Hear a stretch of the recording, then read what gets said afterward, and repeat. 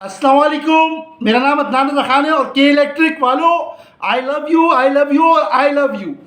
अच्छा जनाब, बात ये कि आपने जो है वो कारोबार के मौके दिए में, क्या कारोबार करने के लोगों को मौके मिल रहे हैं और ये हम देखते हुए आए हैं।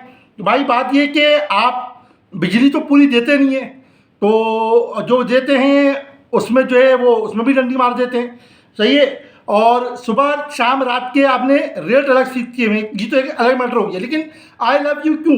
आई लव यू इसलिए मेरे भाई कि आपने जो है जनरेटर वालों का कारोबार चला दिया है। जाहिर सी बात है, बिजली जाएगी तो लोग जनरेटर तो लगवाएंगे, सही है। जनरेटर लगेगा तो जनरेटर वालों का कारोबार चलेगा, वो खुश, सही है। इसी तरह मेरे भाई आप लोगों ने जो है वो सोलर पैनल वालों के कारोबार बढ़ा दिए, सल्यूट है आप पर भाई, बड़ी खुशी हुई।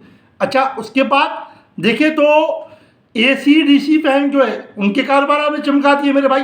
यानी आप हर तरह से हमें खुश कर रहे हैं, कारोबार का मौके दे रहे हैं।